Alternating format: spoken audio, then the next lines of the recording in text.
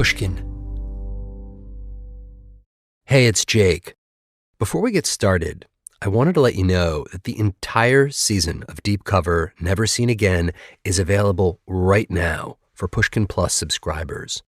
That's all 6 episodes, ads-free, right now. Find Pushkin Plus on the Deep Cover show page in Apple Podcasts or at pushkin.fm. This is a story about a young woman who ran away from home. At least, that's how it all started. I think people think that I had this master plan and I went out and did it. And it's not fun, right? You're constantly scared. You have no support. You have no one to talk to, which is part of the reason it got so carried away. Like if I had just talked to somebody, they would have been like, this is crazy. Along the way, there were plenty of moments where she could have stopped running, but she didn't. Sort of like I got on a train track that was clearly the wrong train track, and like my train is running away, and at some point you're not thinking, crap, how do I get off this train track? You're just thinking, crap, how do I stop this train from like going off the rails? I just kept making horrible decision after horrible decision after horrible decision, just trying to keep the train from crashing and killing me at that point. We're going to come back to this woman and go deep into her story, so you'll hear more about all of that. But not just yet, because this is actually a story about not one, but 2 young women who vanished at about the same time. The 2 of them were roughly the same age, but in so many other ways, they could not have been more different. One grew up in rural Montana, where she was raised in a sheltered, devoutly religious home. She was shy and kind of a nerd.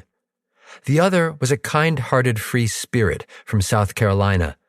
She partied often and sometimes hung out with a rough crowd.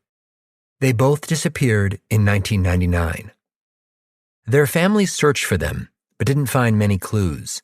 And then, improbably, their stories collided when a lone investigator got involved and quickly became obsessed.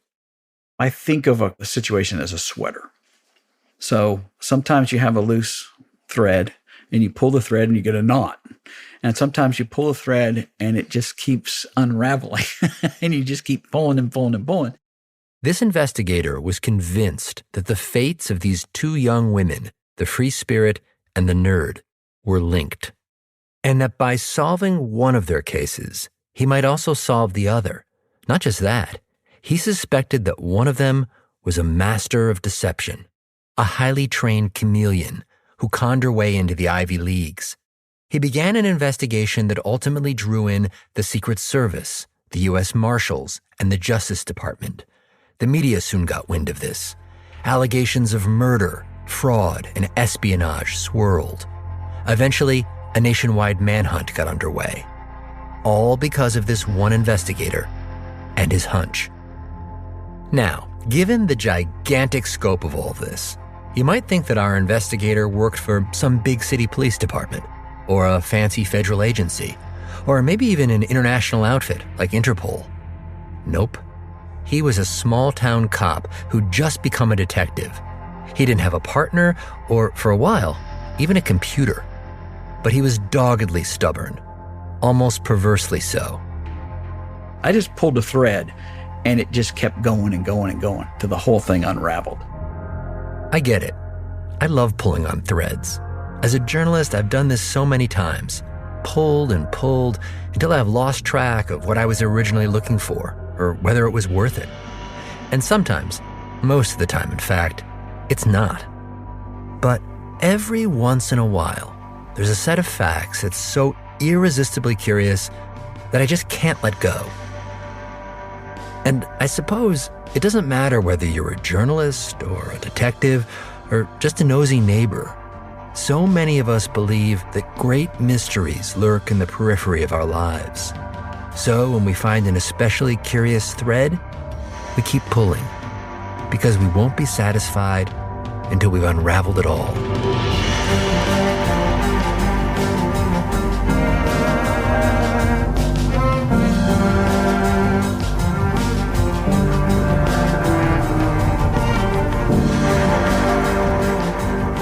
I'm Jake Halpern, and this is Deep Cover, Season 3, Never Seen Again.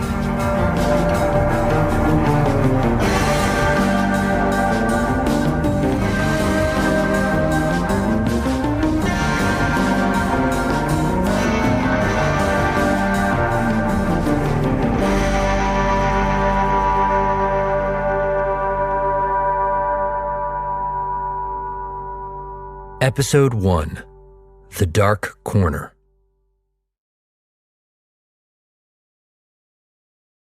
The detective that I told you about, his name is John Campbell, and he's just about the friendliest guy I've ever met.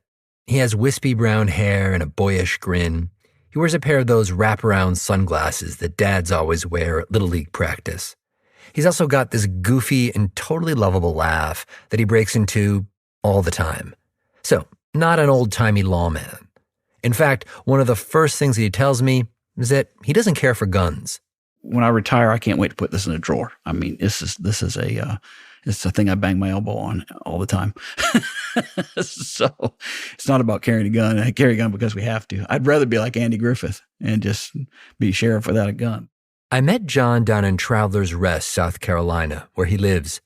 This, by the way, was also the hometown of the free-spirited young woman that I told you about, one of the two that went missing. Back in the early 2000s, when our story really starts, John was the town's lone detective. I asked him what this was like. He told me that back then, this was truly a sleepy backwater. Travelers Rest was almost a dry town. We had one bar and one liquor store. And the liquor store closed, I think, at 8 or 9 o'clock at night. The bar closed at midnight, and we rolled up the streets. And the only problems we ever had was at the bar. And so we shut the bar down 2 or 3 times, took their license. Outside of town? Well, that was a different story. The thickly wooded slopes quickly rose into the peaks of the Blue Ridge Mountains. The land was steep and craggy. Some called it the Dark Corner. For generations, it was known as a place where mountain folk brewed moonshine and lived by their own rules, mountain justice. By the 1990s, that had begun to change. Newcomers were arriving, retirees and the like. But the Dark Corner remained a place where it wasn't wise to venture at night or turn down a road you didn't know. I talked to one local who told me he once found a great big log blocking the road with a stack of dog skulls on it. And then he just knew, better turn around.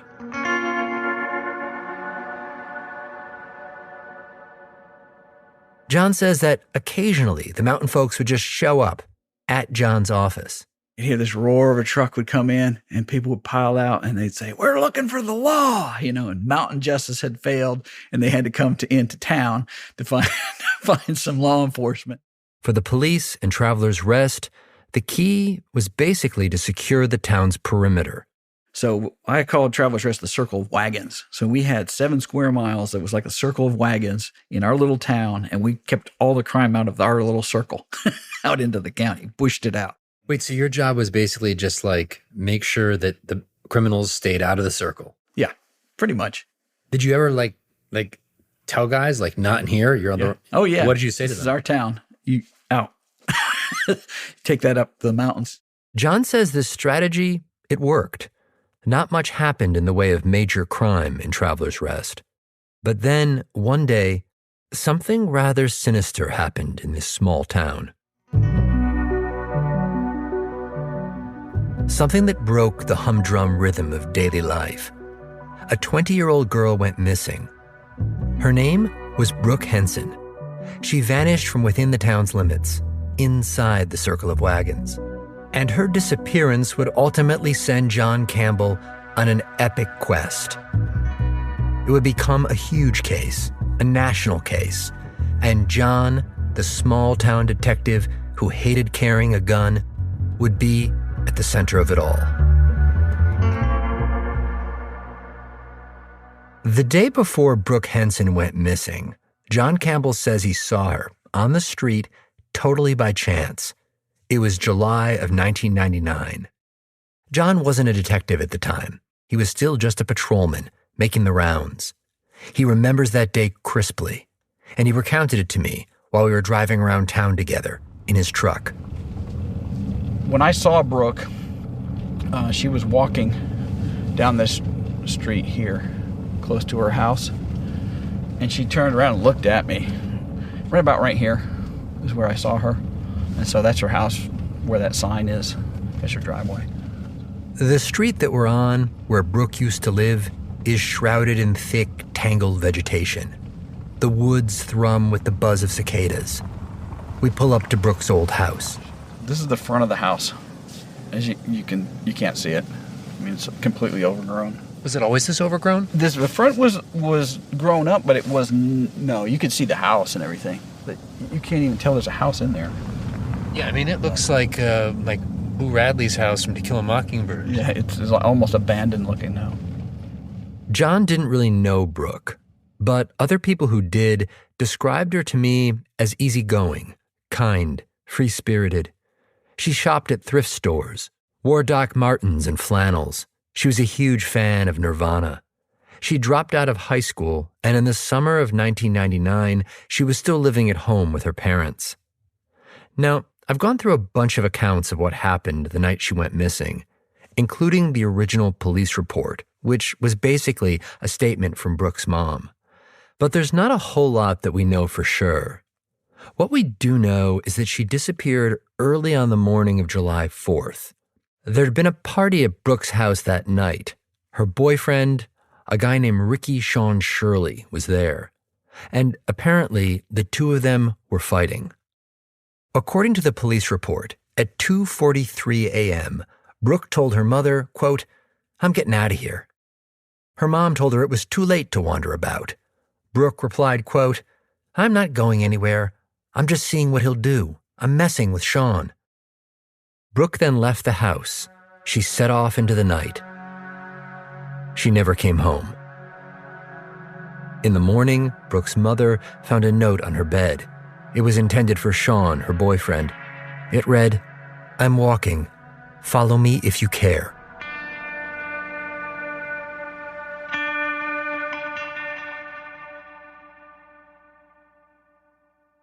The million-dollar question, of course, is this. Where did she go? And there are a lot of theories about this, but the theory that I heard most was that she was headed to a nearby store.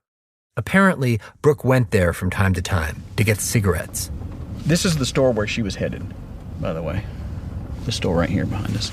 This gas station? Yeah, to get cigarettes. Like, why would she go to the store if she would have known the store was closed? Because it was like 2:30 in the morning, Yeah, so it was yeah, that store was not open at that time. Well, she would have known the store was closed. Also, I mean, those roads, it's dark here at night. Yeah, and especially back then, we rolled the streets up at 9 o'clock in Travelers Rest. I mean, there was nothing going on at night in this town.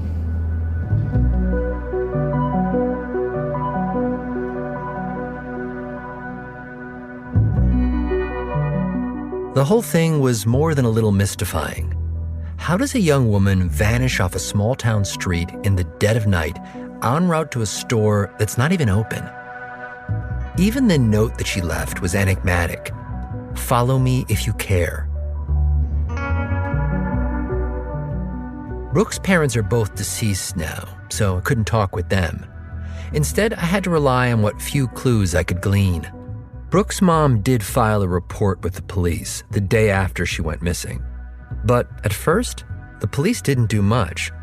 Seems like no one did. A few missing posters went up. That's about it. No one was sounding any alarms. I spoke with Brooke's cousin, Holly Henson, about what she remembers from this time. I was staying at a friend's house in Marietta, just above Travelers Rest, and her mom took us to the gas station. And I saw a missing poster with Brooke's picture and name on it. So I told my dad. And Brooke's family had never told us that she was missing, but she had just went missing. Kinda odd, right? This is how she learns about her cousin's disappearance. But Cousin Holly says that her family and Brooke's had kind of grown apart in the years leading up to her disappearance. Holly's mother told me that she disapproved of Brooke's parents, of the way that they raised their children, allowing them to drink and party and come and go as they pleased, like there were no rules. She did not want that for her own kids. But when they learned that Brooke had gone missing, they rushed over. Everyone went. Cousin Holly, her sister Patty, their mom. They wanted to show solidarity, to help if they could. When they showed up, the scene at Brooke's house was somber. We were just all sitting in the living room, and it was just, the whole thing was just weird. It was quiet. Nobody was really saying anything. That's Brooke's other cousin, Patty. She and Holly both remember the silence. Some of Brooke's friends were present, sitting there mutely. Brooke's mother was on the sofa, just crying. From the way they describe it, it was like a vigil for someone who died. The odd part was that Brooke had just gone missing. It wasn't all that unusual for Brooke to just go off and disappear for a few days, visiting friends or whatever. Here's Cousin Holly again. Brooke was allowed to come and go as she pleased. She could be gone for 2 or 3 days. And, there wasn't cell phones back then, and her parents wouldn't really know where she was. But when Brooke went missing, her mama was very, very upset, as if she knew Brooke wasn't coming home. The whole gathering at the Henson house left a chilling impression on Holly and Patty's mother, Mary Ann Henson. She was Brooke's aunt. It was very eerie. It was something I don't want to ever experience again. According to Aunt Mary Ann, the only person who seemed to be doing much of anything was this one guy that someone had invited. He was walking through the house, going through Brooke's possessions. Whoever got him, I'm not even sure. And I don't think he was really an investigator. I mean, they said he was, but he was an odd person. He was an older man, creepy, but they said he was kind of like a psychic too. He would just pick her things up. I remember him picking up the hairbrush. And I mean, it was like a bad movie. Cousin Patty was also confused about the whole thing. I feel like, why weren't the police there? I don't understand why the police weren't there. The whole thing was weird. That night, when she got home, she says she had a dream. It was one of those dreams that was so vivid and lifelike that it felt like it was really happening. I was getting up to go to the bathroom, and the shower curtain was cracked. And I kind of looked and did a second look, and it looked like muddy water in the bathtub. And then I got down on my knees, and Brooke was coming up from the water. And she was grabbing my arms, like she was scratching my arms. And then I just said, "Who did this to you?" And she said, "Sean Shirley," his first name and his last name. Sean Shirley. That was Brooke's boyfriend, the guy who she left the note for. They'd been having a fight the night that Brooke disappeared, and apparently their relationship was a turbulent one. According to Cousin Patty, he had hit Brooke on a few occasions. And there are other accounts that he was violent. 3 days after Brooke went missing, Sean was actually arrested on a separate matter. He was charged with criminal sexual conduct in the 3rd degree. He eventually pled down to lesser charges. The one time that the cousins met him, they didn't get a good feeling from him. So Cousin Patty's dream, it felt spot on, like it just confirmed her worst fears. In the coming weeks, as Brooke remained missing, rumors began to circulate. One of them was that on the night of her disappearance, Brooke had gone to a party in the mountains, in the dark corner. Aunt Marianne told me that her husband, Patrick, was determined to have a look, check this place out. After all, he was Brooke's uncle, and he felt he should be doing something. Before going, he visited Brooke's parents to see if they might help. Apparently, they didn't want to come. Brooke's daddy said, "Happy hunting." I mean, this is my family, and I'm about to cry because that's very odd. Happy hunting. I can't even imagine not hunting for my children. I talked with Uncle Patrick. He told me that he went up to the dark corner anyway to have a look. Eventually, he found the place where the party supposedly happened. A cabin back in the woods. A man answered the door. He was shirtless and had nipple piercings. The man said that Brooke was at the beach. Uncle Patrick didn't believe it. He kept searching, but he didn't find her. Not even a trace. It would be just one of many dead ends in this case. No one could find Brooke. Not her family, or the Travelers Rest police, or that creepy psychic investigator.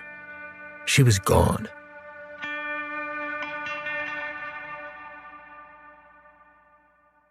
It was roughly 2 years later, 2 years after Brooke Henson's disappearance, that John Campbell was promoted from patrolman to detective. It was at this point, in 2001, that he became the principal investigator in the case. By then, the case was cold. John says he reviewed the files, but many of the witness statements, which were handwritten, were actually illegible. John spoke with people who had partied with Brooke the night she went missing, but their stories were often convoluted and conflicting. John suspected that Brooke had been murdered, but without a body, it was difficult to build a case. He surmised that her boyfriend, Sean Shirley, played a role in all of this. The Travelers Rest police did bring Sean in and interview him, but he was never charged. There's no detailed records of what was said, but apparently Sean offered no useful information. At one point, John thought he almost had the evidence to prove Sean's guilt. It came from an informant who gave him a tip. One guy came to me and said, I saw a confession written by Sean Shirley in a box, in a wall, behind a brick. That's right. This guy, who knew Sean Shirley, claimed that he'd been in Sean's house, poking around, when he'd found this note. Here's what the informant told John. I was looking for drugs. I knew he kept his drugs in the basement. I went down there. I pulled the brick out. There was a little box. I opened the box. There was a folded up note in there, and it was basically a confession saying that he killed Brooke. Sound far-fetched? Maybe. And John was never able to get to the bottom of it. The problem was the tip from this informant was cold. The informant had waited too long to tell the police about what he'd seen. So when John went before a magistrate to ask for a search warrant, the judge nixed it, said too much time had passed. That's the most frustrating thing in the world, to think there is a confession in a box behind a brick in a wall, and I can't get the legal permission to go in there and get it. I mean, does part of you wonder if that's still behind that brick? The house isn't there anymore. So the house is burned down, so it's not there anymore. And that's kind of how it went with this case.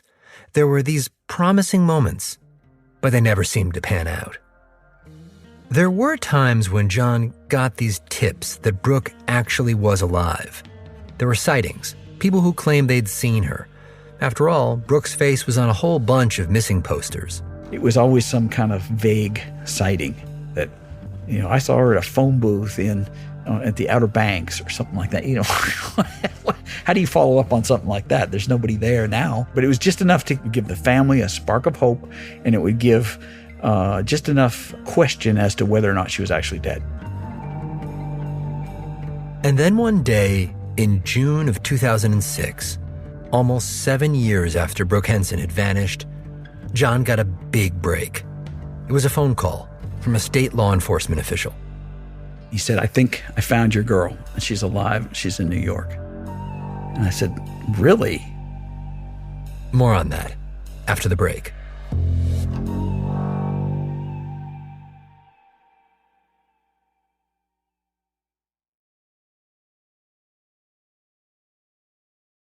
Okay, so it's 2006. John gets his big break, a call saying Brooke Henson is alive. And the state law enforcement official, the one who called John, here's the deal with him.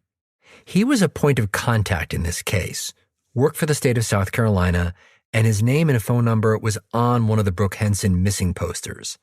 Someone had seen this poster online and called in a lead, a very promising lead. The caller said that Brooke Henson, was now living in New York City, in Manhattan, where she was a student at Columbia University. The caller provided Brooke's home address, an apartment on West 108th Street, and said that the Brooke who lived there had the same date of birth as the Brooke from South Carolina. Not just that, she also looked like the Brooke in the missing poster. John couldn't wrap his head around any of this. It didn't make sense. Brooke Henson had dropped out of high school and vanished in the hills of South Carolina 7 years ago. How was she now a student at Columbia University in Manhattan?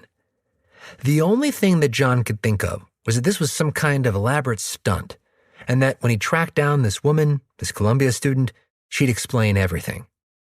Eventually, John got in touch with a cop in the NYPD who agreed to help him out, said he would find this Brooke Henson character and see what the deal was. So anyway, the NYPD cop figures out who she is, intercepts her between classes, and asks her who she is, if she's really Brooke Henson. She said, "I am Brooke. I am a victim of domestic violence, and I'm just hiding out here. And I don't want anybody to know. Don't tell my family." So the NYPD cop calls me and says, "Yep, she's Brooke. You can clear your case." So much of it added up. The name, the date of birth, the general likeness of the photo, even the fact that she was fleeing domestic violence. It was a little hard to fathom, but wasn't it possible that when Brooke Henson walked out the door that night, away from Sean Shirley and her life in Traveler's Rest, that she just kept on going, did what Americans have done from the very beginning, reinvent themselves, defy everyone's expectations, start anew? Sure, says John. That's reasonable enough. He sees how another cop might have accepted this and let it go at that. If it hadn't been me, who had been with the police department since 99 and knew the case as well as I knew, if it had been somebody that had just been hired, we had a lot of turnover and everything, someone would have said, "Oh yeah, we found her. Case closed." And honestly, this could have been the end of the story right here. But in a way, John had been waiting his whole life for this moment. Let me explain. You see, John loves mysteries and spy novels too. The weirder, the better. He's a huge fan of The X-Files, the show starring David Duchovny that tells us the truth is out there. John loves stories about aliens, paranormal activity, and vast government conspiracies, and he's looking for them pretty much always. He told me back in the 1990s, everyone was looking for the Unabomber. The mysterious madman who wrote a manifesto and sent bombs in the mail. John studied the case obsessively, and eventually he became convinced that he had found the Unabomber. He even called the FBI. They didn't take him seriously, and it turns out John was wrong. Then, in 1995, a domestic terrorist blew up a federal office building in Oklahoma City. It was huge news. The authorities found their suspect, Timothy McVeigh. John claims that he found an accomplice, tracked him down. Again, he called the FBI. But again, they didn't take him seriously. And to this day, John questions how the FBI handled this. Like, what were they hiding? Look, John is the first to acknowledge that conspiracy theories are seductive, sometimes dangerously so.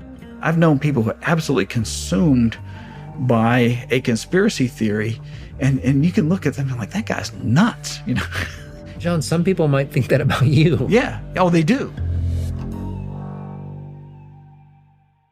So you get the picture. John was not the type of guy who was going to walk away from an unsolved mystery. Sure, maybe he'd watched one too many episodes of The X-Files, but something about this Brooke Henson situation in New York City just didn't feel right to him. So he decided that he wanted to create a test to see if this really was Brooke Henson. He consulted with someone in the Henson family and came up with a set of questions that only Brooke would know the answers to, like, what is your late uncle's name? And what is your brother's best friend's name? He asked the NYPD to contact Brooke and pose these questions. They agreed. A short while later, John says the detective called back and basically said, "Yep, she answered most of the questions correctly. seems to be her. So I said, I'm not happy with that. I want DNA. DNA. I mean, you got to hand it to him. That's ballsy. He's a small-town detective from South Carolina. He's got evidence aplenty that this is Brooke Henson. And he's telling the NYPD, nah, I want DNA. Kind of amazingly, the NYPD agrees. I don't fully understand why exactly they did, but they did. The NYPD says they'll reach out to her, try to make arrangements to get some DNA. The woman, Brooke, agrees. They set a date. And then she simply vanishes. When she didn't show up to give DNA, she was in the wind. She never went back to the apartment that she was living in. She never showed back up to class. She was gone. And at that point, we had no idea who she was. No idea. And that, right there, was the thread, dangling like an invitation of sorts. But what to do with it? Well, for starters, what was this exactly? A missing persons case? Or was it two missing people? Or was it a case of stolen identity? Or was it a murder case with a mysterious suspect who is now on the run? Impossible to say. As a detective, John knew that these categories were important, but this case didn't fit neatly into any of them. So what was John supposed to do? He didn't work for the FBI or the U.S. Marshals. He was just a small-town detective from the mountains of South Carolina. He says he had a travel budget of about $1,000. His official jurisdiction was just a few miles in diameter. This case was way out of the circle of wagons. But that hadn't really stopped him before, had it? I mean, he'd gone after the Unabomber and the Oklahoma City bomber, too. But that he'd done on his own, almost as a hobby. He had a real claim to this one. This was his case, his thread, and damned if he wasn't going to pull on it. Coming up this season on Deep Cover. I said, I'm calling about a girl you might know named Brooke Henson. And he said, I wondered when you were going to call. When my son brought her home, I knew she was trouble. Natalie. I knew her as Natalie. She introduced herself as a professional chess player. There are a lot of people stealing names, but something dealing with espionage, spies, that was a fascinating development. We were chasing her around the country, and we would look at each other and say, how are we not finding this young girl who, good grief, guys, we're the federal government here. We got to be able to do that. I think I got a message from Columbia Security saying they wanted to talk to me. And I was like, oh, shit.